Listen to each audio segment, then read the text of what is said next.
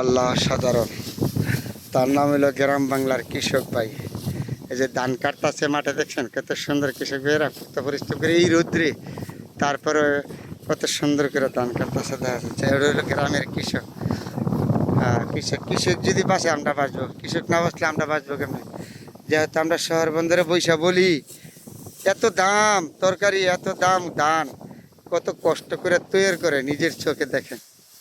আমরা তো শহর বন্দরে বৈশা তাদেরকে বইলে লাই, কৃষকরা তো কত কষ্টের মধ্যে যে ফসল তারা তৈরি করে। এই গ্রাম বাংলার কৃষকের এক বছরে তাগর রিজিক হইল এই ধান। এই ধান তাদের সর্বোচ্চ বড় ভরসা। এই যে কাটতাছে মাঠে ধানগুলি শ্রমিকগুলি কত, তাহলে কৃষকের প্রতি আমাদের সম্মান করা উচিত। আর কৃষক না বাঁচলে আমরা শহর বন্দরে বসে খাবো কি 10 তলায়? তাহলে কৃষকদের প্রতি আমাদের ভালোবাসা থাকতে হইবে সবার। অনেক পরিশ্রম এই ধানগুলি, এই আগে জ্বালা করছে, লাগাইছে, আবার বাচ্চে, আবার কাটতাছে, আবার নিবে, হেভি পরিশ্রম। আবার কাটতাছে যে রোদ্রের মেঝে কত কষ্ট করে, দেখছেন কতক্ষণ থাকতে পারবেন রোদ্রের মেঝে? আমি তো অস্থির হয়ে গেছি গিয়ে নিজে।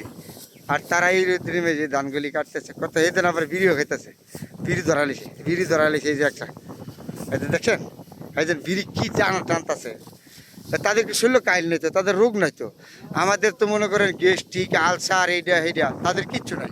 কারণ তাদের উপরে আল্লাহর রহমত আছে, এই জন্য খালি পায়ে হাঁটে। তারপরে তাদের রোগ হবে কোথা থেকে? এই যে মাঠে ঘাটে সারাদিন কাজ করে এই রৌদ্রে ফুইরা কতক্ষণ থাকতে পারবেন? দেখেন তো, আঙ্গুর থেকে অনেক ভালো তাদের চেহারা। আমরা সাদা হইলে কিব? হ্যাঁ, আমরা সাদা চেহারা দিয়ে কদিন থাকবো, তারা হইলো খাঁটি মানুষ। কী অবস্থা দেখেন, তাদের পরিশ্রম নাই, রোগ নাই। এবারে ওরা ভাত মান করেন না কিন্তু আমরা, ওরা যে ভাত খাইতে পারে আমরা যে আমি জীবনে খাইতে পারবো না। পরিশ্রম করে ভাত খায়, তাদের আমরা পরিশ্রম করতে পারি না, ভাত খাম কি দিয়া? আরে ওরা ডাল দিয়া সুটকি দিয়া ভাত খাই উঠতারে। তা আমাদের তো এইটা লাগে, সেইটা লাগে, সবজি লাগে, ভালো তরকারি মুরগি লাগে। আর তাদের লাগে না, তাদের ডাল হইলেই যথেষ্ট, আর সুটকি তরকারি মরকারি এগুলো খাই উঠতারে। এরপরে তাদের শরীর কত ভালো, চিন্তা করছেন? এই যে মাঠে ঘাটে কাজ করে কৃষকরা, তাহলে আমাদের থেকে হাজার গুণে তারা অনেক ভালো। এই যে কি পানি আনছেন এবার খাওয়াবার জন্য না? খাওয়ান খাওয়ান খাওয়ান খাওয়ান, রোদ্রের তাপ বেশি বেড়ে গেছে, সবার খাওয়ান, পানি খাওয়ান। দেখছেন কত সুন্দর করে ধানগুলি কাটতেছে, কত পরিশ্রম করে। তা আমরা তো থাইকে বুঝি নাই। এই যে এক কৃষক ভাই না আরেক কৃষক ভাই কেনা পানি খাওয়াইতেছে, পানি খাই নেন, পানি খাই নেন, শরীরটা ভালো। এবারে তাদের এর অনেক কিছু ভালো, কষ্ট হয়, কষ্ট হইলেও ভালো তাদের। এই যে বানতাছে কাটতাছে, তাদের সন্ধ্যা ওদিক দিয়ে আবার বিড়িও খাইতেছে যায়। এই কৃষকের কাজ হলো আসল বিড়ি, বিড়ি না খাইলে তারা কাজ করতে পারবে না।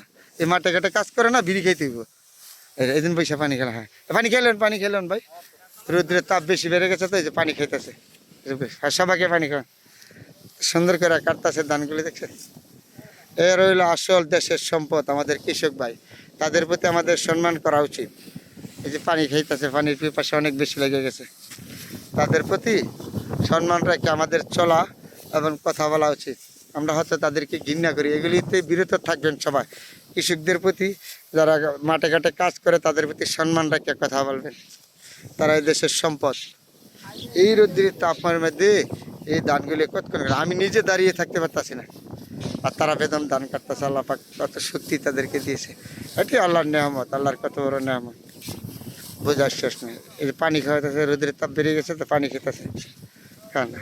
আর এই লোকগুলি মাঠে ঘাটে কাজ করতেছে, সারাটা দিন কাজ করবে এই রোদ্রে ফুরে মেঘে ভিজা।